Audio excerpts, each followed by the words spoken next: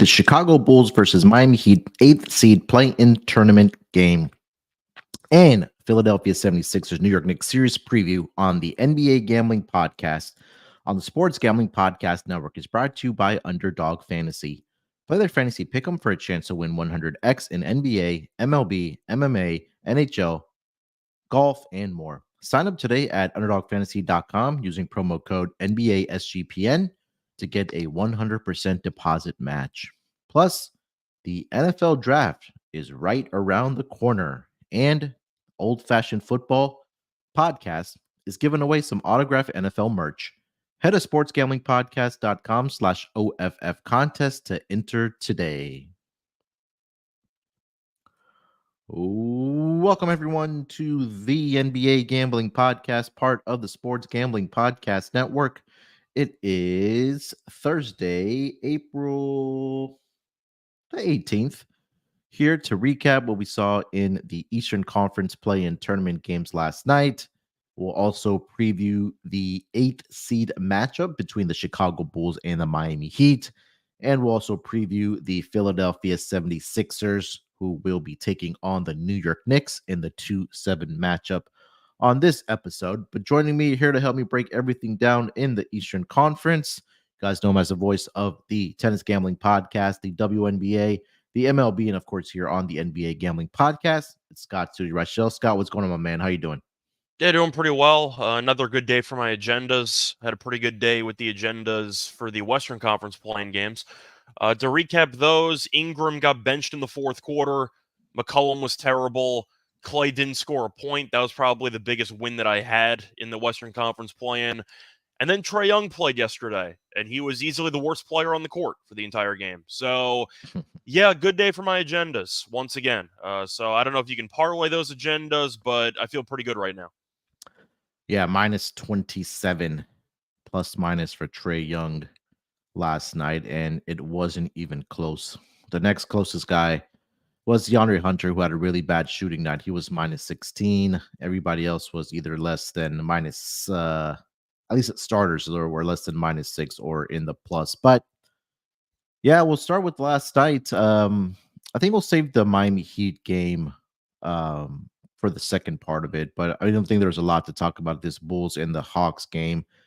As bad as their defense has been all season, it continued yesterday against the Chicago Bulls.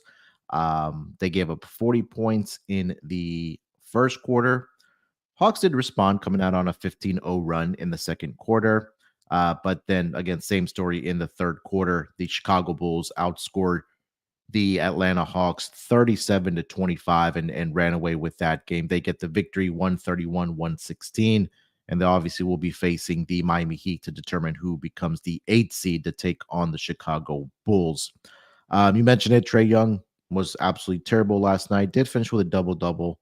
The box score looks good, but if you're actually watching this game, not much defense being played. Had some terrible turnovers in that game. DeJounte Murray was really the guy that was keeping this team, or the Hawks team, at least within striking distance, especially in that second quarter. But other than that, it was just a lot of garbage time points scored by some of these starters for the Atlanta Hawks. I mean, for the other side, I think it was a total team effort last night from the Chicago Bulls, led by Kobe White, career high, which unfortunately doesn't count for anything. 42 points, 9 rebounds, 6 assists, 15 of 21 from the floor. DeMar DeRozan, again, doing DeMar DeRozan things, 22 points, 9 assists for them. The Bulls shot 56.8% from the floor and 42% from three-point land. And again, they were the better team last night by a mile. They get the victory there, 131-116 there, Scott. Yeah, I feel like the only question for the Hawks, besides which player you're supposed to trade between Murray and Trae, spoiler, it's Trae, in my opinion. I would keep DeJounte. And at least DeJounte cares. Yeah. At least he showed up for the game last night. Trae didn't give a damn. So I would trade Trae away. But I guess the only question for the Hawks from that game yesterday, who was worse, Trae Young or DeAndre Hunter? Trae Young. I think I probably agree because he had the ball in his hands more, but damn, DeAndre Hunter sucked last night. Yeah. Yeah, and again, this is another team that in the offseason we'll see what type of moves that they'll make. You mentioned that. I don't want to necessarily say the trio is not or the duo's not working. It's just that I don't think that Trae Young is the type of player that elevates his teammates or makes the team better. Like we know individually, he's a great scorer. He can rack up the assist. But when it actually comes to winning basketball, Trae Young doesn't fit that mold for me. So I think for the Atlanta I've been Hawks, saying that for years. That's why I'm yeah, anti-Trae Young. yeah. So I think that we'll see what the Atlanta Hawks probably end up doing, and I think he's the one guy that will be possibly on the move unless DeJounte Murray just wants out of Atlanta, just wants to go to a different situation. So rather really did have a lot of takeaways from this game between the Bulls and the Hawks. The more exciting game of the night and the more intriguing one was the one we talked about, the Sixers and the Miami Heat. Oh boy, let's start with the side and the total in this game because it, like we talked about it on the Mothership show with Sean and Kramer, that it was going to come down to the wire. It's going to be determined that final minute. And that's exactly what happened. We said Sixers probably do get the outright victory, and the Heat do cover the spread, and that did happen. 105-104 victory last night for the Philadelphia 76ers. A BS, in my opinion, foul call or away from ball foul on that inbounds play that was called against Nicholas Batum that gave Tyler Hero the free throw. And then Hero hits a three at the end. I think at that point, the Heat were already covering 105, 101. It was more into the total, which was around 205 and a half to up to the most I saw, I think was 208. But damn, that's a really bad beat on the under if you had there. It looked really, really good in that first half, especially in the first quarter. But the offenses really showed up in that third and fourth quarter and just get over the total. But we'll talk about player performance here in a second, but 105, 104, there's man, that's some bad beats for some people. Yeah, I feel bad for the total bettors, people that had the under. I think it's 66 points in the fourth quarter. You had like Mhm. 32 points in the last 3 minutes, which is disgusting. Yeah. And then Hero, of course, hits the meaningless three at the end where they couldn't win the game, but he drains the last shot. So yeah, thoughts and prayers to people who had the under 207 and a half, 208. As for the actual game itself, Miami went to their BS zone and it worked for about a Mhm. half, which is what I thought would happen because they always do it, and teams don't really prep for zone because Miami's the only team that actually uses it, and it works out Mhm. pretty well. Butler had 4 steals. The Sixers were chucking the ball to the other team the entire first half, and then they figured it out, kinda, mostly because of one man. Probably was not somebody you expected. Nicholas Batum was Yeah. phenomenal last night. I thought he was the best player on the floor. Embiid was pretty bad for about 3 quarters, Mhm. but I'm going to give Embiid props. He was really good in the last 3 minutes. Yeah. He was really, really good in the last 3 minutes. And there were a couple of really dumb self-inflicted wounds by Miami. I know one of the props I gave out on yesterday's show for the underdog lineup, Terrell and I did an underdog lineup as well. Mhm. We ended up going with Jaquez, higher than 6.5 points. I Yeah. bet it. I encouraged everyone else to bet it. I thought that line was too low. Mhm. Jaquez was good. He had 7 points in the first half, but he was responsible for one of the back-breaking mistakes that ended up costing Miami at the end because Embiid, what kind of got him going there in the last couple of minutes was his classic rip through on Jaquez at the top of the key with like 3 minutes to go, where Mhm. they were in the bonus. So that Yeah. gave Philly 2 free throws. You can see Spo was losing his mind on the sideline. But okay, it happens. You end up seeing Embiid get 2 free throws. Then Jaquez gets the ball on the inbound, and he's dribbling the ball up court, and he gets stripped from behind by Kyle Lowry, and he turns the ball over literally about 5 seconds after, like as he's crossing half court. So Jaquez immediately gave up possession after that, and then you ended up seeing Embiid have the and one. He had the nice and one pass to Oubre, or I should say the Mhm. pass to Oubre for the and one at the end. Embiid was really good in the Yeah. last 3 minutes. Now he looked injured throughout the entire game. He was still flopping all over the place. Some of the flops ended up working, some did not. Had a hard time with the jump shot. Also forgot to mention he did hit a 3-pointer late in regulation. But Yeah. no, Embiid was great down the stretch. He looked really Yeah. good. Maxey was kind of quiet for most of the afternoon.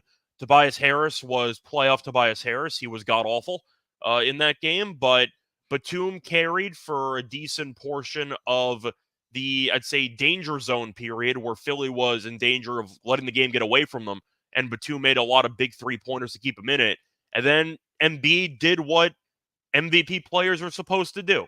Whether you are struggling or playing well for the first 44 minutes or so, you got to show up in crunch time. And Embiid actually showed up in crunch time. So I'll start off with the actual game.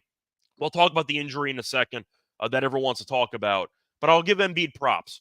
For a guy that's had a lot of playoff missteps and a guy that's been known as a bit of a choker, he did show up in crunch time last night. I'll give him Yeah. props there. Yeah, and again, we talked a lot about the supporting cast when you get to the playoffs, right? And last night it was Nicholas Batum, it was Kelly Oubre, it was Buddy Hield as well. I know it didn't show up in the box score that he was only 1 of 5 from 3-point land, but he did also have 6 assists in that game. And I think the 2 plays that really propelled the Sixers to the victory last night was in those final couple of minutes that Batum had that backcourt violation he forced Tyler Hero into, and then also the block shot. I think it was a possession after that where he blocked Tyler Hero's shot. So by far the best player last night on the floor for either team was Nicholas Batum. He had some great clutch 3-point shots to keep his team within striking distance or even, get them back in the game. And I mean, you mentioned it, right? Defensively, he did well as well. And Joel Embiid, he's going to be injured, but he showed up when it matters, like you mentioned. And I think that's what star players, all-star players do, superstar players do. He made like you mentioned, the great pass to Kelly Oubre. He had a clutch 3-pointer, knocked down free throws. So I feel like this Sixers team, it was a total team effort last night and didn't have to completely 95% of the time, like they have in the past, rely on Joel Embiid to do everything. So they had guys step up, which is a breath of fresh air if you're a Philadelphia 76ers fan. On the other side, Miami, right? Tyler Hero, 9 of 27 from the floor. I mean, this is one of the guys that we talk about a lot that has the ultimate green light, and that's going to continue now. We'll talk about the Jimmy Butler injury that's going to sideline him for multiple weeks now.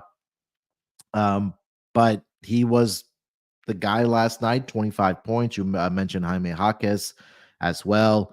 But other than that, I mean, no Bam really didn't show up last night. He only had 9 shots, did finish with a double-double, did a great job of rebounding the basketball. But offensively, they need somebody else to step up. And I don't know if that's the absence of Duncan Robinson, not having another shooter out there, or having a more efficient scoring night, because between Jimmy Butler and Tyler Hero last night, those 2 guys combined to go 14 of 45 from the floor. So give a lot of credit to the Sixers. They were able to fight back. I think I saw a stat that said that when the Sixers were trailing by double digits, I think it was for the season, they were 0-12 straight up. I think the exact number was when they were trailing by 12 plus points entering the fourth quarter. They were Okay. 0-12. I think that was the number. Okay.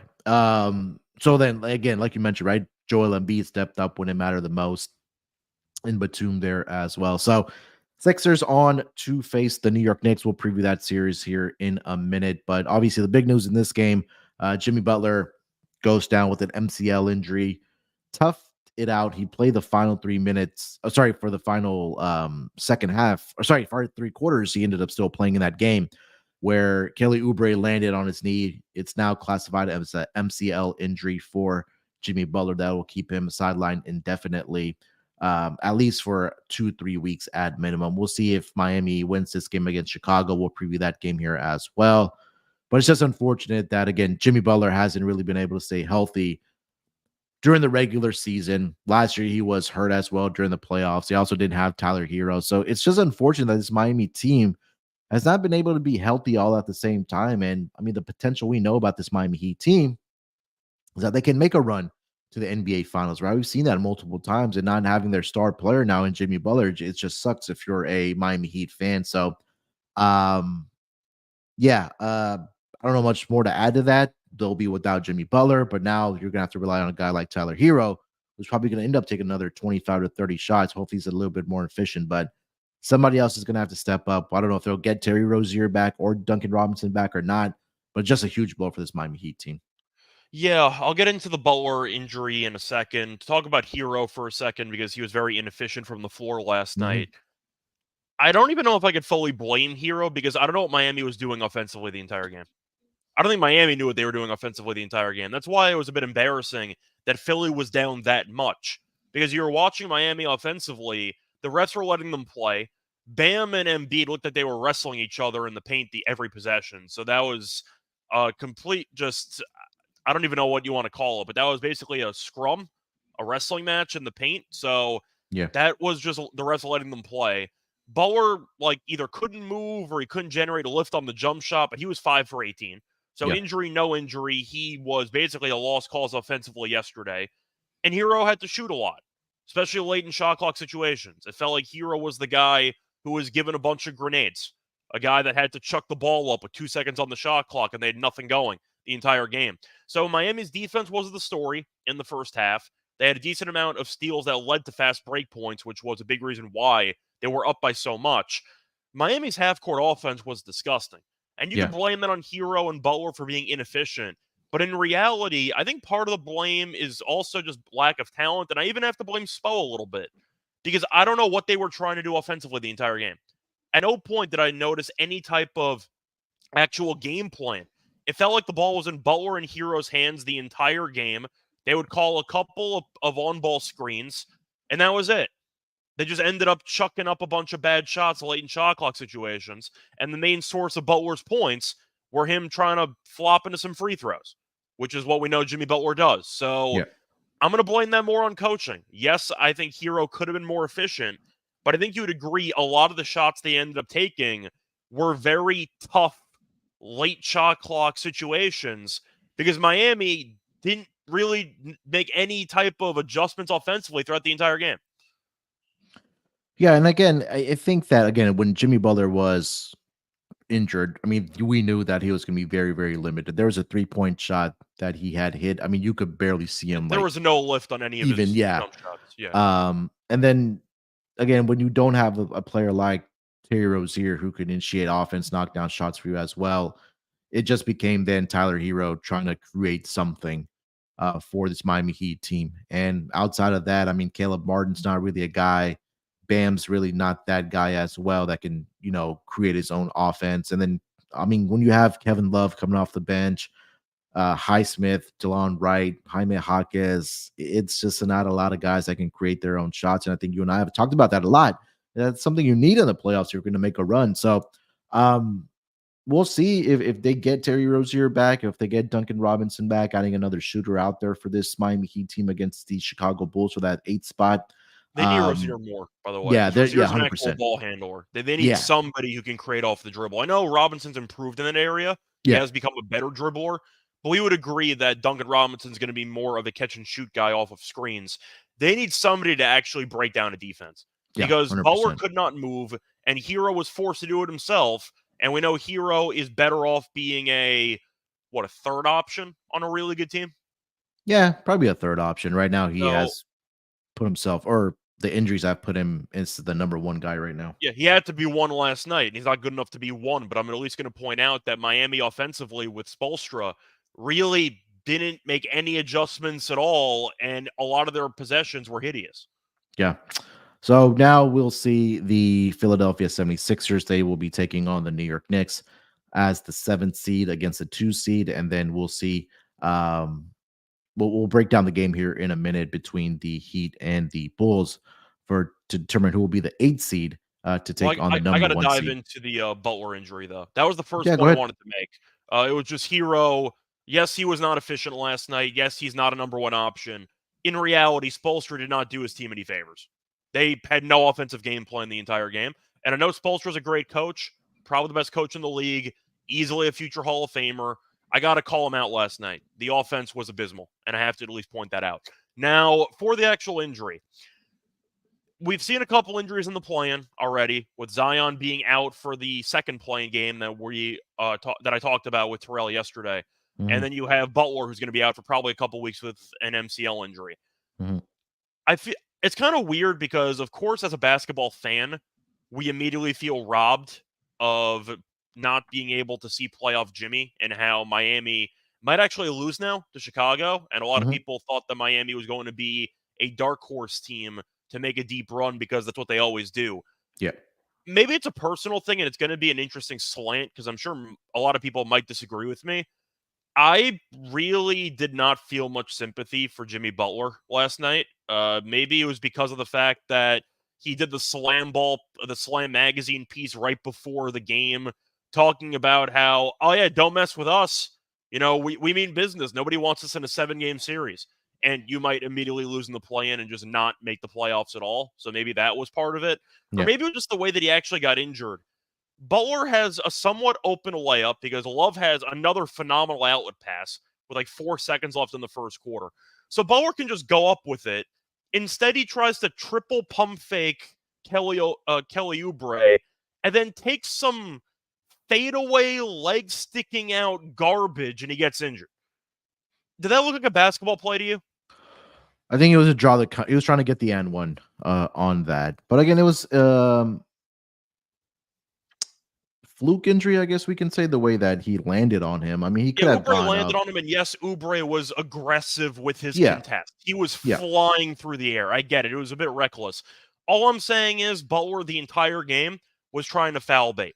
Whether he Yeah. was injured or whether he was not injured, it was disgusting to watch. And the one play he got injured was when he tried to do 2 pump fakes instead of just going up with it. And then he tries this leg stick out nonsense, trying to draw a foul on a fadeaway when he's 5 feet away from the basket. I understand it's an injury. I understand it sucks. That was not a basketball play. Yeah. I don't really care. He drew the foul at the end, so he ended up going to the line. But he basically got himself injured, as far as I'm concerned, because whatever that was by the rim, that was not a basketball play. Go up with it and try to finish. Don't hit me with this fadeaway 5 feet from the basket, sticking your leg out into contact, trying to draw an and one. It was a foul baiting maneuver, and he got injured because of it. So, yes, I know it sucks as a basketball fan, and yes, I know we wanted Jimmy to be healthy. I'm at least going to call that out. It was a foul baiting move. He got himself injured. People are calling Oubre out for it. If Butler makes an actual basketball play, instead of trying to manipulate officials, he probably doesn't get hurt. I don't think you could blame Kelly Oubre for it. Whoever is blaming Kelly Oubre, it's just one of those plays. I mean, in NBA, yeah. I mean, Butler put his leg in a bad spot because he was trying to draw a foul call. Yeah, and when you're trying to draw a foul call, I mean, we've seen more times than not that there's going to be some type of contact, whether it's in the air or whether it's coming down and guys landing on each other. And unfortunately for Jimmy Butler, that Kelly Oubre landed on his knee. I mean, it's nobody's fault, I don't think. Again, it's Jimmy Butler. Jimmy Butler plays the game that he especially like you mentioned, right? He tries to get the fouls, to go get to to the the foul free line a throw bunch. line. Yeah, And you said that it was nobody's fault. Butler decided when he was near the rim, listen, I could try to go up with this, or I can try to go to the foul line. And Yeah. I will try to get fouled, and I will try to force contact on Oubre. And the contact hurt your knee. Yeah. That's all I'm going to say. So, once again, it sucks as a basketball fan. You can let me know in the comment section if it's a hot take or not. I didn't feel as bad with the Jimmy injury as I did for the Zion injury, because Zion was actually making a basketball play. Zion went up for a floater at a 3-point game. He had 40 points and he got injured. Butler got injured trying to foul bait.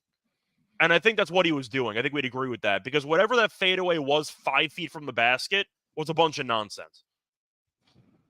Yeah, and I mean, I don't know. I feel bad for the guy. Yeah, I feel do. bad in general. I'm just saying, yeah. It was like in the moment, I'm looking at it going, well, Butler clearly was just trying to draw contact there. Yeah. So that's the point I'm making. Yeah, so he'll be out at least, I think, minimum 3 weeks. We'll see, even if the Miami Heat are able to advance. Yeah. He might be 2 days, because then he'll be on vacation. So. Yeah. So we'll see if Miami's able to advance against Chicago when they do play for the 8th seed on Friday night. Yeah, before we move on in the episode here, let me tell everyone about a giveaway that's going on with the Old Fashioned Football podcast in honor of the NFL draft, which is right around the corner. In fact, next week, the Old Fashioned Football guys are giving away some autographed merch. Make sure you head over to sportsgamblingpodcast.com/OFF contest to enter today. And also, the Stanley Cup playoffs are also starting next week, I believe. Maybe this weekend, if I'm not mistaken. Scott, you could correct me on that if I'm wrong.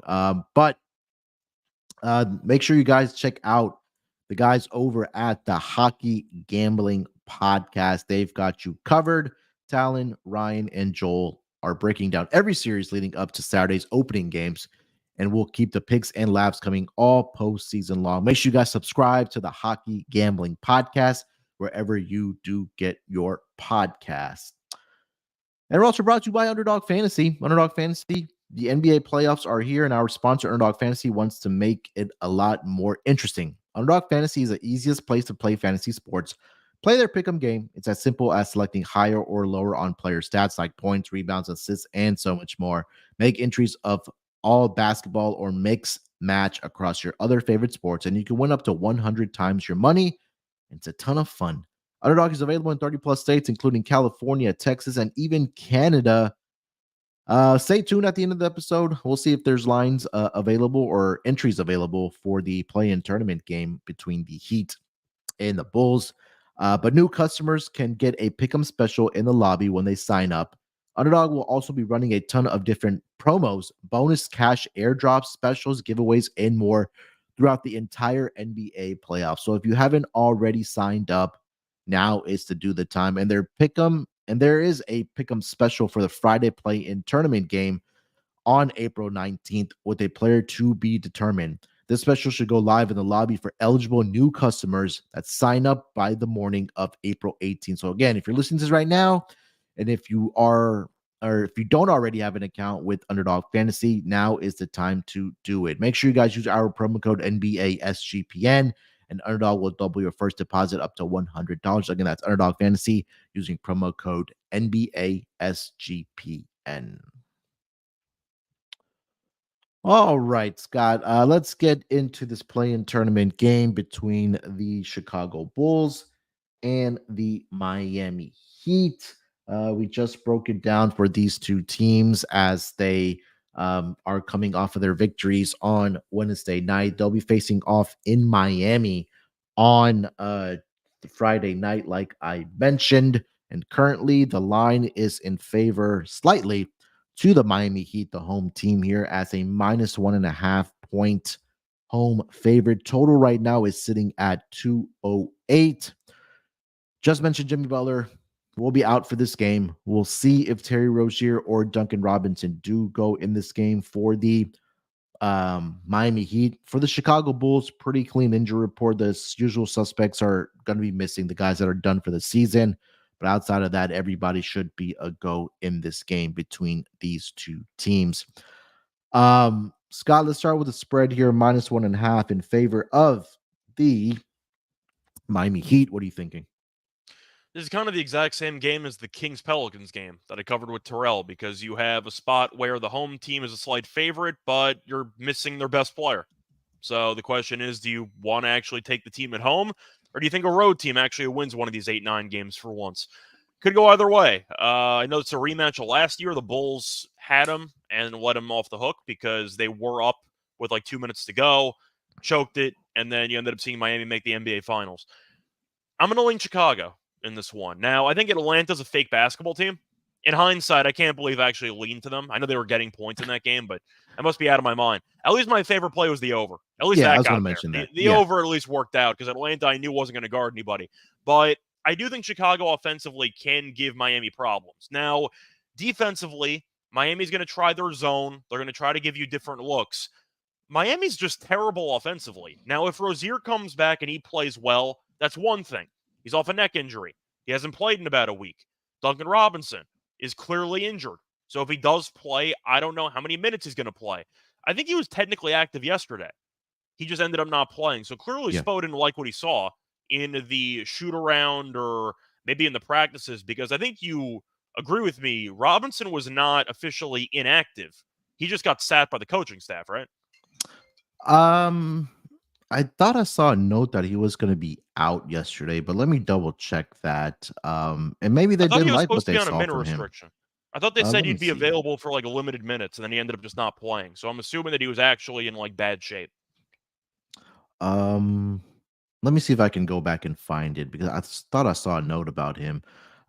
There's one more injury that we didn't talk about for the Chicago Bulls that's probably significant, but we can mention that. Yeah, so he did say Duncan Robinson won't have a minutes limit on Wednesday, so he Yeah, he didn't end won't up have a playing. minutes limit. He didn't Yeah, play. so he didn't end up playing at all. So clearly, yeah, clearly the injury's there. So even right. if Duncan Robinson plays, I'm not sure how effective he's going to be in general. Rozier I care about the most because he can actually create off the dribble. And without Butler, they have no shot creators on the entire roster besides Hero.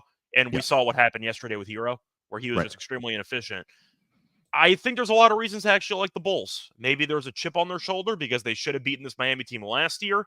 Miami will get the reputation, and a lot of people will take them because they're playoff Miami, and Spoelstra's going to find a way, and they're going to do a bunch of stuff. But you're really going down the line, and based on what Kobe White did in the last game and DeRozan in the playoffs, or DeRozan just in general, I'm assuming you'd agree that Chicago has the best two scorers in this game, correct? Is Kobe White ahead of Hero right now for scoring? You can make the Yeah, argument. yeah, but also the fact like they played Atlanta, like that Atlanta, I defense. know, is a fake team. Like, Yeah, I get it, but yeah, I'm just saying, I do think losing to the same team last year matters. Maybe you think it doesn't, but we know Chicago never trades anybody, so it's basically the entire roster from last year. Basically, they were yeah. here, they lost to this team in a game they probably should have won, and Levine's not there to drag them down. So we'll see what happens, but I think for this one, I'm actually going to lean to Chicago. I think that everyone's going to take Spoelstra in an elimination game because of, I don't know, aura and reputation. I think Chicago right now is the better team because Miami's missing Butler and a lot of their guys are injured. They're really just limping to the finish line. So I'm going to lean Chicago here. I think DeRozan and Kobe White can have big games. I thought Drummond was actually really good last night. I was Yeah. questioning if he was going to play because he was banged up. I think he can have some success against the bench unit for Miami, especially on the boards. I'm not a Vucevic guy. It's well documented. He can't shoot from the outside, but he was good last night. Once again, it was against Miami, but he ended up going, I think it was 24 and 12 in that game yesterday. Chicago looked good. And I think that you're looking at a team that might have a chip on their shoulder. I'm going to lean to Chicago. Yeah, these two teams matched up 4 times during the regular season, split it Just 2-2. So Yeah, Bulls are every actually meeting, by the way, was in 2023. The last meeting was December 16th. So you yeah, might have to toss all 4 meetings in the I garbage, think but I'm going to so. throw it out there. Yeah. Miami was 1-3 against the spread, 3-1 to the over as well. So I think for me, I want to lean with the Bulls here and take the points and take them on the money line. But we didn't even mention that Alex Caruso is probably going to be out for this game as That's well. a good point. Yeah, He I didn't forgot to play mention that that. entire fourth quarter, and he has a significant foot sprain, is what it's classified as right now. So defensively, they will be without their best, obviously, defender, perimeter defender at least, in Alex Caruso in this game. So, um, yeah, again, if I want to see if Terry Rozier ends up playing in this game, because that may sway me a little bit here, because that's again that gives Miami another option for scoring next to Tyler Hero. Um, but I'll lean with the Bulls here. I think they're playing some great team basketball. I think DeMar DeRozan has another great game from the mid range. I don't think Kobe White will repeat his performance, but he does have the hot hand right now. He's playing with a lot of confidence as well. And I think we'd agree he's the real most improved. um He's not going to win. They're going to give it to Maxey. I saw somebody talk about that yeah, in the comment section before. All the votes are in already. They were in on the last day of the regular season. Right. Yeah. So all the playoff stuff has nothing to do with the awards. Yeah. I think Maxey's going to win most improved. I don't think he's actually that improved. I just think Harden left and he got a bigger role on the team. Kobe White is easily the most improved. Kobe White's actually a solid basketball player now. We also say that Kobe White stepped up to the occasion because Zach LaVine wasn't there, and Zach That LaVine is true. also, But we already knew takes a lot Maxey of was shots. good. I think we thought Kobe Yeah. White was a bench player, and now he's actually like a legitimate starter. I think Yeah. Kobe White's most improved, but he's not going to win. Yeah, so I'm not sure if he'll be able to repeat that performance. I mean, going 15 of 21, but I do think that again, he could have that success again as well. So I'll lean with the Bulls here, plus the points and on the money line as well. But I still think I'm gonna. I like the over in this game of 208. And you're without Jimmy Butler, who's a great defensive player. He hasn't done a lot offensively for you, and you're also the Bulls are going to be without Alex Caruso, their best perimeter defender, like I mentioned. So you have 2 key defensive players that may be out, and if Terry Rozier comes back, I don't think he plays a whole heck of a lot of defense, but that only helps the offense as well for the Miami Heat. So I'll be on the over in this game of 208 here. Scott, do you have any thoughts on the total? I think I have to lean under. Even though Butler was phenomenal defensively, especially with steals last night, and Caruso's a good on-ball defender, we know this probably first-team All-NBA for defense, or first-team All-Defense, I mean. Just watching Miami play, they were playing prison ball last night. It was a really ugly game. They tried to get it in the half court. and they were just chucking up bricks because they had no idea how to run an offensive set. They did not get really any good looks on a consistent basis for the entire game. I don't know how many shot creators they actually have. Rozier's neck's clearly bothering him. I'm Yeah. not sure Duncan Robinson can move. Hero, we know, is inefficient as a number one. Bam did nothing offensively last night. There's really not much to like, if anything, to like about Miami offensively. Hawk has put up 15. Yes, he had some mistakes down the stretch. He was one of their better offensive players in the game yesterday. I'll take his points over again because it was 6.5, and I laughed myself to the bank in that game yesterday. But I'm going to lean under. Miami went into the game and said, we're playing prison rules. We're going to basically try to tackle everybody. We're going to hold you off screens. We're going to do everything that we possibly can to resemble 90s, early 2000 basketball, and the refs aren't going to call anything. And I respect it. That's what they were trying to do. It's how they made the game competitive. But if the refs are going to let Miami get away with murder on all these possessions, I'm taking the under. And the only reason why the game went over was because you had 30-plus points in the final 3 minutes of the game. Yeah. I think that Miami decided, and I think Spo realized, we're not that talented. We have to make the game as ugly as possible. And they did. They were extremely physical. They tried to make the game extremely ugly. And as a result, the game was a rock fight for about 3 quarters. Now, both offenses went crazy in the final quarter. You had a bunch of free throws and a lot of really just solid shot making from Philly, especially in the last couple minutes.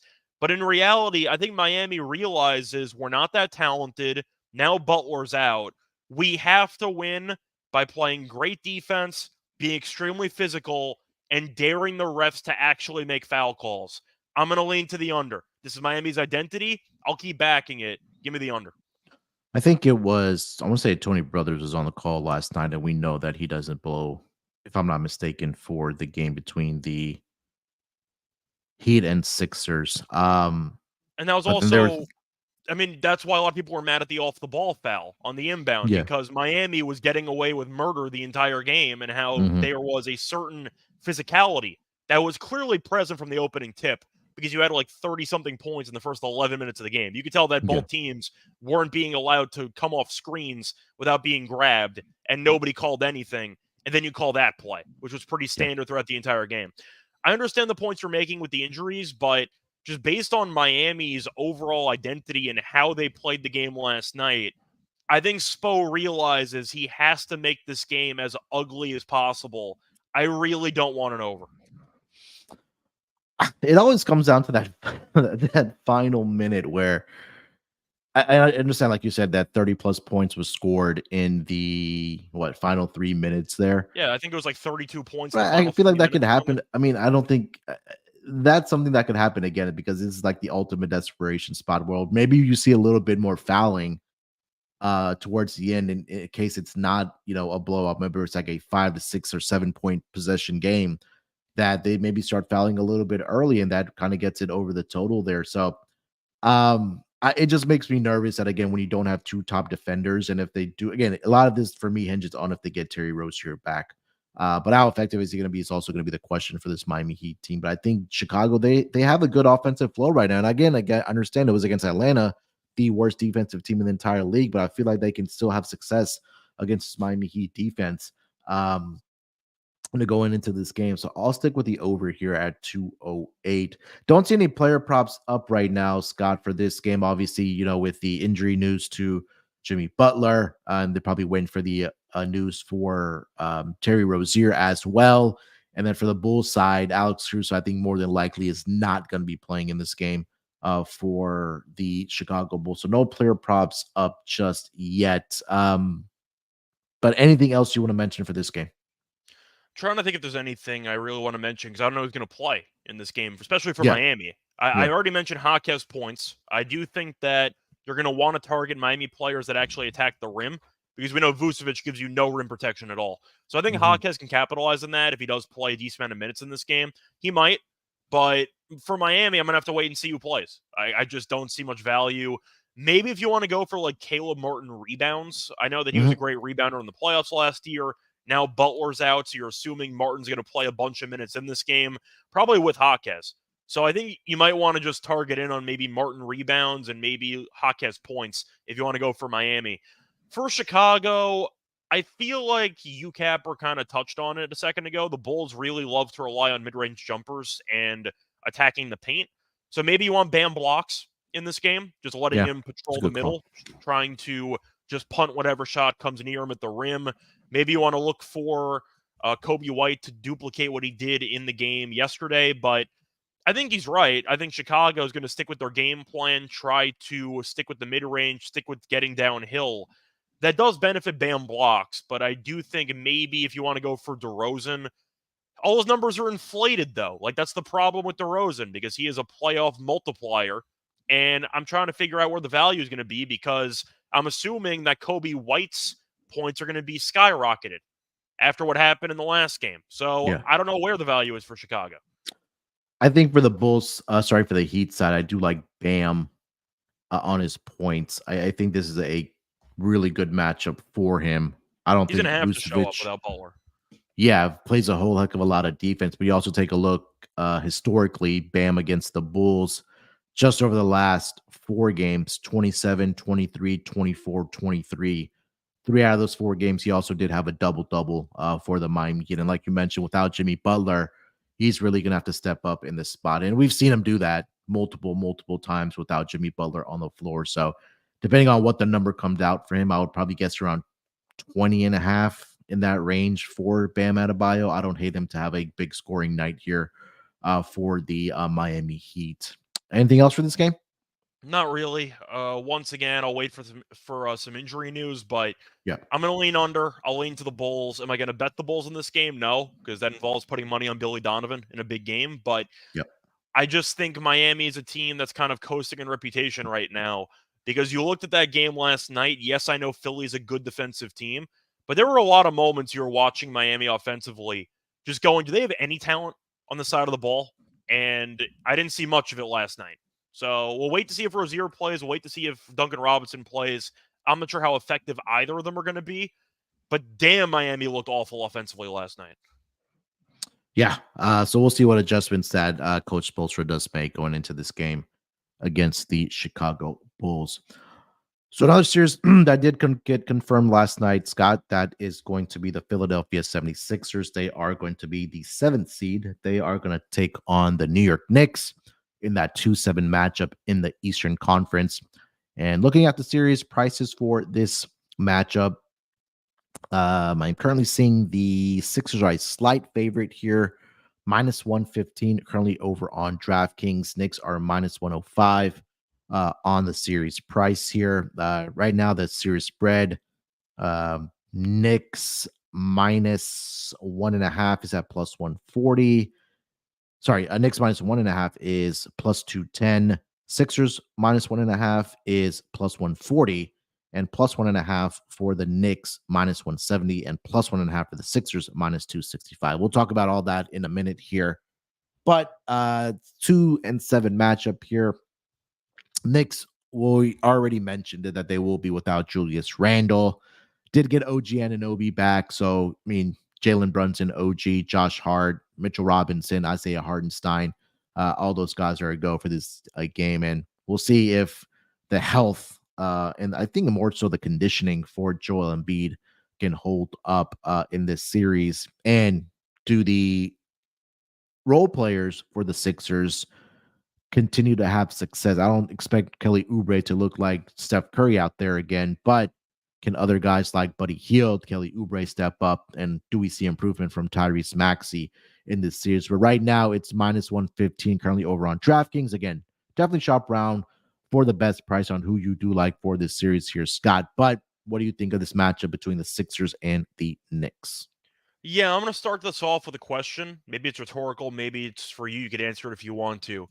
Did you see anything from last night's game that tells you Philly should be favored over the Knicks? Yeah. Okay, so what did you see? I saw that historically, this, and I mentioned this, we were talking about the Sixers game, is that players outside of Joel Embiid, and we mentioned that he did have a great fourth quarter where he made some key plays, but different guys were able to step up in different spots for the Sixers team to help them not only come back in this game, but also propel them to the victory, right?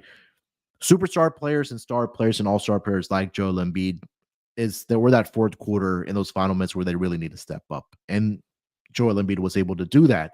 But we talked about Nick Batum, right? He was able to make the key defensive plays and knock down some, clutch 3-point shots to bring his team back in this game, or bring the Sixers back in this game, and eventually give them the lead there as well.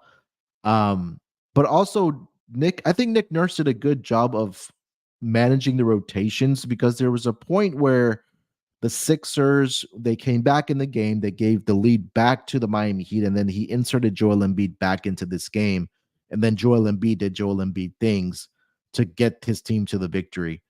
So I think when I'm really talking about who I'm looking at as far as supporting cast that can do it on both sides, I understand the argument for the New York Knicks here as well. I think if Julius Randle was playing in this series, I think they would probably be favored. I don't know what you think, if the Knicks, if Julius Randle was there. But I think the Sixers, maybe based on reputation or just having a superstar player in Joel Embiid and Tyrese Maxey, I think that's why they may be favored in this series.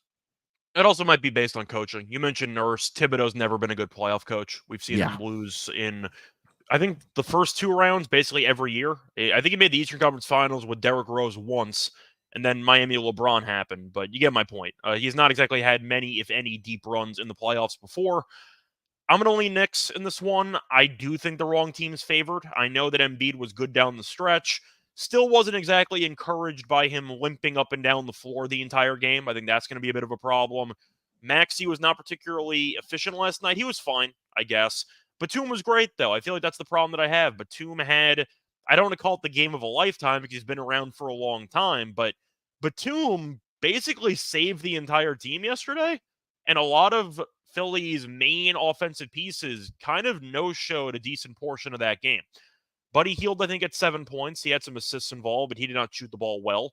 Embiid did not shoot the ball well for the first 3 quarters or so. Got going in the last 3 minutes, so I'll give him props. But I'm going to go Knicks in this series, especially at even money. You're going to give me a team with home court advantage, a team that's actually pretty good.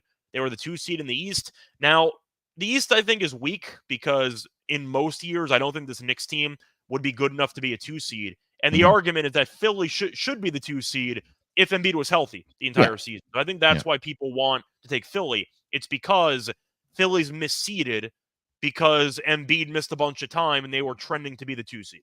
I think that's why people are taking Philly. I disagree. I think that New York supporting cast is better than Philly's. You can argue that Embiid's the best player on the court, but with the injury Embiid's dealing with, I think Brunson's the best player on the court because I think Embiid's playing at like 50, 60% health, and it's probably going to get worse over the course of the series because the Knicks are very physical. They're going to throw Mitchell Robinson. They're going to throw Hartenstein at him. There's going to be some issues. There's going to be some problems for Embiid, I'd say physically, throughout the course of this series. And I think the Knicks are ready to take it. So I'm going to take the Knicks here. I think the Knicks are in line to put together a good showing. Do I think the Knicks are going to make a serious, deep run, represent the Eastern Conference in the NBA Finals? I didn't say all that. But I do think they're good enough to beat Philly. I think it's a competitive series. I think it's going to be a long series. Give me Knicks in 6 or 7. Yeah, I'm going to go with the Sixers here. I just think that, again, they are the more talented team in this series. I understand. I think it's a coaching mismatch as well. I don't trust Thibodeau in the playoffs to make those adjustments because he's kind of stubborn-headed. But he's going to drive Are they his. the more talented team, though? I understand at full strength. They're definitely the more talented team. What do you think Embiid's at right now? 50%? Yeah, I would say like maybe 50 to 60%. So do you think with that, they are still the more overall talented team than New York? Because I don't know if I agree with you. I think but the thing for me is that who's the second consistent scorer after Jalen Brunson on this team for the New York Knicks? Probably DiVincenzo, who shot like 40+% from 3 and attempted a bunch of threes. Yeah, and that's telling right there for me. Like if you're relying on, and again, I think he's a great role player, but if in a playoff series, if you're relying on Dante, yeah, and if you're relying on DiVincenzo to be your second consistent score behind Jalen Brunson, I think that is one red flag for me for sure. I think Maxey rises to his occasion here in this series. And I also think that this is an opportunity for, again, guys like, and I keep on going back to Buddy Hield. I'm not even going to talk about Tobias Harris because I don't think he's going to do much of anything. Okay. At this point, I think Nick Nurse should probably just sit him and just limit his minutes and get guys out that they're actually doing something. And again, case in point, last night, he had a great rebounding night last night. Did Tobias Harris, but offensively, he really needs to contribute. There's a 1 3-pointer he shot. It hit the side of the backboard. Or sorry, like the side backboard next to the rim. It wasn't even close. For the record, by the way, Tobias's rebounds were inflated because he missed about 4 tip-ins on that one possession in the second quarter. So he did get like 3-4 rebounds on that one trip. So I am going to throw that out there. Yeah. I understand the Knicks, right? They were one of the best, if not the best defensive team in the entire league this season. And at the end of the day, I still think you have to put up points to win ball games. And I think that when it comes down to it, offensively, I trust the Sixers more because I feel like they have a little bit more scoring options versus where it's Jalen Brunson and then it's a significant fall off down to DiVincenzo. I mean, who's even after that? I mean, I'm a big Josh Hart guy. Yeah, I know Josh Hart, but I don't think like defensively, I think he's absolutely fantastic. But when it comes to offense and scoring, like I would rather rely on the guys that the Philadelphia 76ers have. So, and I think this is gonna be one of those series I could also go 6 to 7 games. So this is gonna be a fun series to watch for sure. So I'm gonna go with the Sixers here on the series here for them to beat the Knicks. Series prop. If we're picking a close series, by the way, I do want the game 7 at home in my back pocket. So that's also why I'm leaning Knicks. I do like the idea. I'm not saying the Knicks are going to kill this team. I think the series are going to be close, maybe 6 games, maybe 7 games, but I do really want that home court advantage in my back pocket, especially at even money. It's basically even money, which I think is a pretty good deal. All right. Series props, anything you're looking at as far as series spread, total games, exact outcome, anything like that? I thought about taking the Knicks to win game 1 and the series, but that's only like plus 155. I'm not sure if that's even worth it at this point. So I was trying to think of something. Of course, the value, if you do like the Knicks, is going to be on an alt spread. It's going to be on Knicks 1.5. It's going to be on something with the Knicks winning by margin. The thing is, the more that I think about the series, and you brought it up, the less I feel great about the Knicks winning by a large margin. I still think the wrong team's favored in the series. I think it's disrespectful to the Knicks. I think the idea that this team's a 2 seed with home court, and we saw Embiid kind of crawling out there for about, 44 of the 48 minutes last night, doesn't instill much confidence in me to actually, I'd say, have faith in betting the Sixers to win a playoff series. I'd rather pick the Knicks, so I do think the value's on New York. The question is, though, looking at these potential alt spreads, do I really think the Knicks win in 6 with winning a road game in Philly? I mean, maybe, but it's plus 210. Like, I don't mind the value there, but I don't feel great about it. I mean, Knicks to win first game and to win the series is about plus 170. Do I think the Knicks can win the series if they lose game 1 at home? I think they can. I've seen Philly blow a bunch of home playoff games before. It was with Doc Rivers, but the point is we know Embiid can occasionally, maybe more than occasionally, no-show playoff game, especially when he's injured. So do I think the Knicks win the series by margin? Maybe. Do I think the Knicks can win the series if they lose game 1? Yes. But I do think the Knicks probably win game 1. And I think Embiid's going to look a little bit shaky physically. Yeah. I do not mind Knicks to win game 1 and win the series at plus 170. Yeah, I mean, that minus 1.5 on the Knicks, what was you say? It was plus 210. I don't think they win in 5 games. I mean, if you want to take exact outcome, Knicks in 6 is plus 650. I think that's a whole hell of a lot of better deal. And if you want to take Knicks in 7 plus 360 is there as well. So, yeah, nothing really excited me about some of these prices. I mean, if you want to take a look at Knicks, since I'm on these Sixers here, Knicks to win game 1 and then Philly to win the series, that's at plus 280. I mean, that would be worth a look. Right now, the favorite for the exact outcome, Sixers in 6 is around plus, I think it was plus 280. I'm trying to go back and see if I can find it here. Yeah, Knicks and 6. Sorry, Sixers and 6 are plus 310 for the exact outcome there. So yeah, nothing really exciting. I'll just be on these Sixers for the series here at minus 115.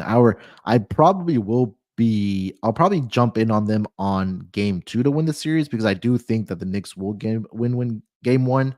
Right now that line is at -3 right now for game 1 in favor of the Knicks in the Madison Square Garden. We'll get to game 1 picks tomorrow's show with Scott and Terrell, so stay tuned for that for tomorrow. But yeah, nothing else really excited me. Maybe I'll wait for some serious player props to drop when that does come out. But other than that, nothing really stood out to me. Have anything else that you like for the series? I'm gonna wait for the actual player props to drop in the series. I do like Brunson to lead the series in points per game, because I think most people will take Embiid. I think he's very compromised physically, and I think the Knicks actually have the bodies to make Embiid work for his points. I don't really like Philly's perimeter defense. Maxey, we know, is not a great defensive player. Is Mhm. Buddy Hield a good defensive player? Not really. Mm. I'll see what the odds are, but if Embiid is favored to lead the series in points per game, I'll take Brunson at what could be a slight amount of plus money. Yeah, I'm expecting a huge series from Jalen Brunson. I mean, the guy is absolutely fantastic. He's just so fun to watch. And he just makes a game look so easy as well. We saw it, we he was with Dallas, and Luka had missed those first couple of games against Utah, was it?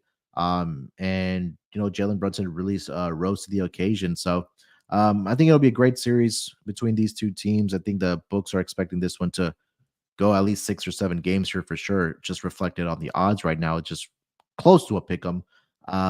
But definitely looking forward to this series in the Eastern Conference. I think this one probably ends up being one of the more competitive ones outside of maybe Pacers and Bucks. But we'll wait for the Giannis news, obviously, if he does come back for games 3 or 4 for the Bucks at that point.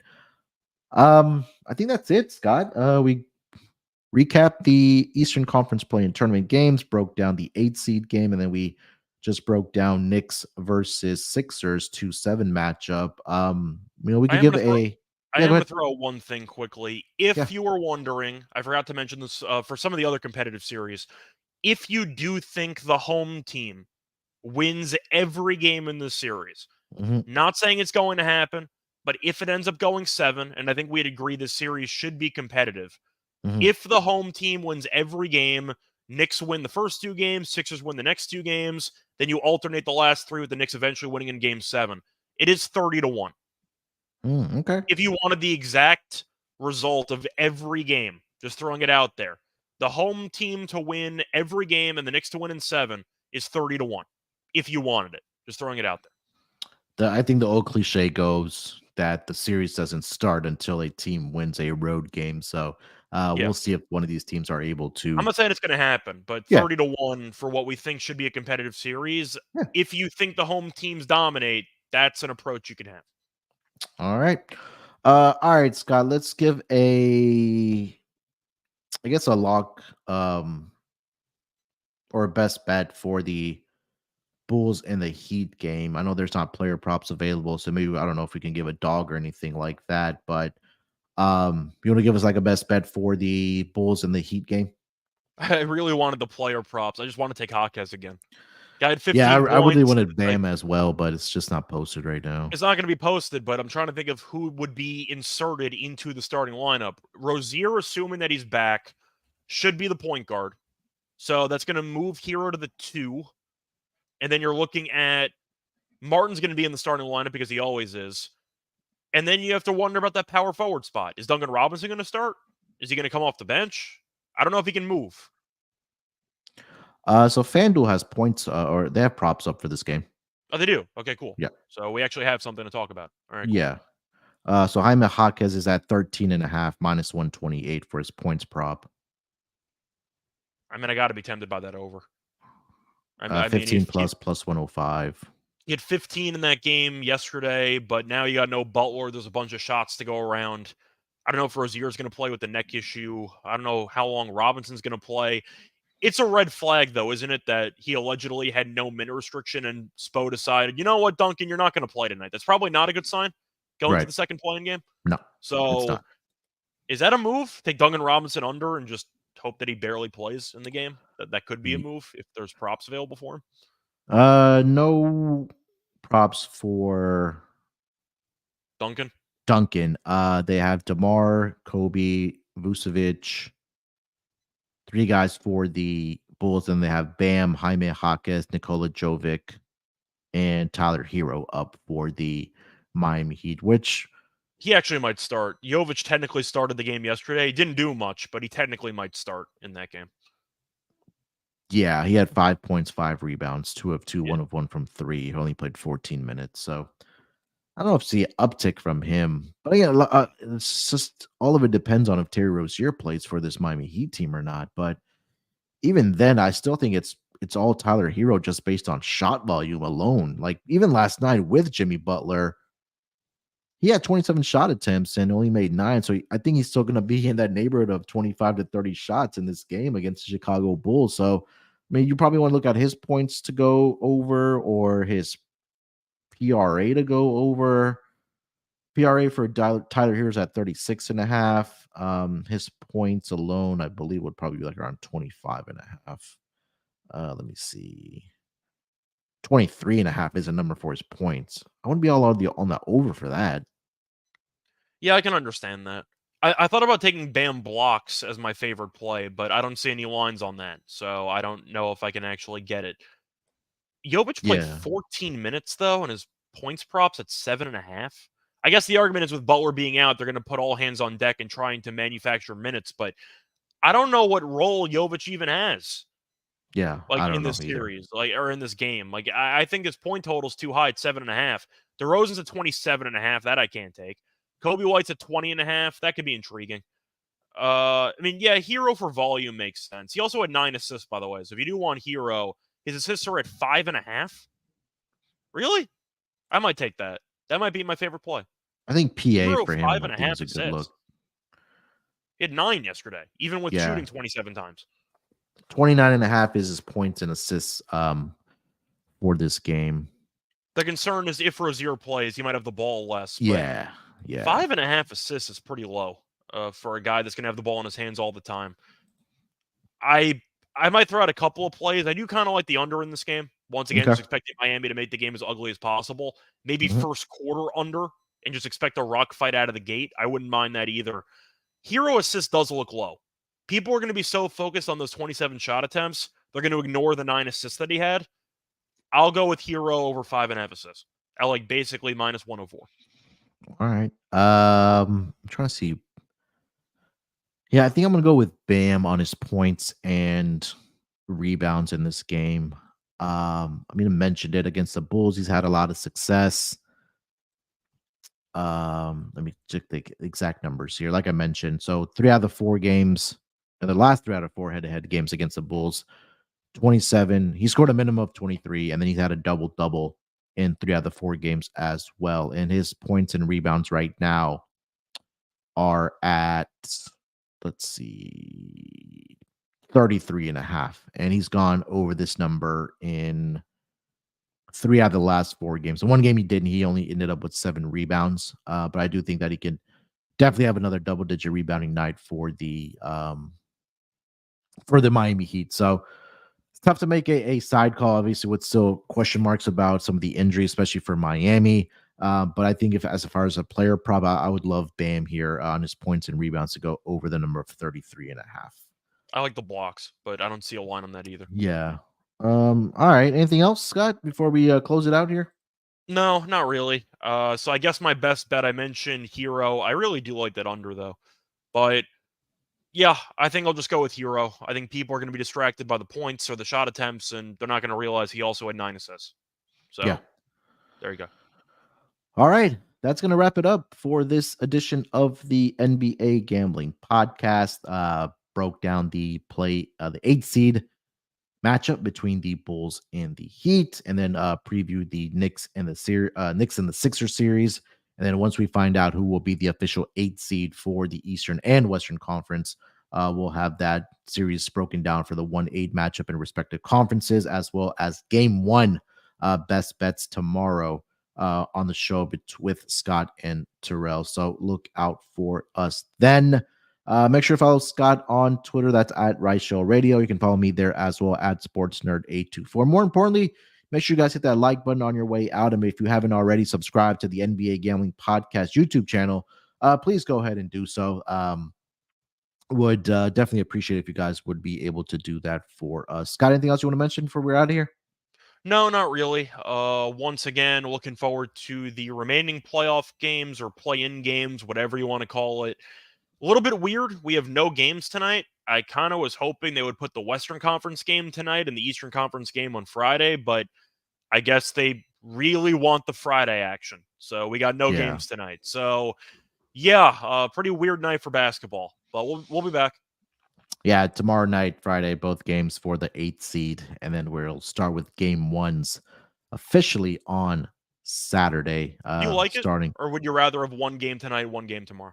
I would rather have had 1-1, but I understand why it's on Friday. Not a lot going on Friday night, and Not enough going on tonight anyway. But I think it's based on just there's actually less going on today because baseball only has like 5 games. But yeah, I think it's just based on weekend viewership.